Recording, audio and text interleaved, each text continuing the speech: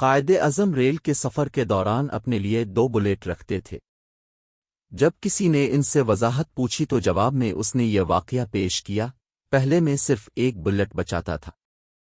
ایک بار میں لکھنؤ سے بمبے جا رہا تھا۔ اس وقت جب ٹرین ایک چھوٹے سے اسٹیشن پر رکی تو ایک نوجوان خاتون میرے ڈبے میں آئی اور اگلے بلیٹ پر بیٹھ گئی۔ چونکہ میں نے ایک تنہا ڈبہ رکھا تھا اس لیے میں خاموش رہا۔ اس مقام پر جب ٹرین آگے بڑھی، نوجوان خاتون نے غیر متوقع طور پر اظہار خیال کیا، آپ کو جس چیز کی ضرورت ہو اسے فوراً میرے حوالے کر دیں۔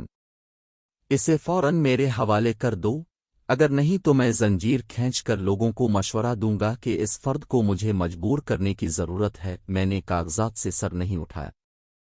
اس کے بعد اس نے اپنے الفاظ کو دوبارہ سنایا۔ ایک بار پھر میں خاموش تھا۔ آخر کار جب وہ تھک گیا تو اس نے مجھے ڈانٹ پلائی تو میں نے سر اٹھایا اور اشارے سے کہا کہ مجھے سننا مشکل ہے، مجھے کچھ سنائی نہیں دیتا۔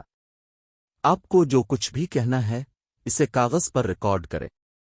میں نے فوراً زنجیر کھینچی اور اسے ایک نوٹ کے ساتھ ریلوے کے ماہرین کو دے دیا۔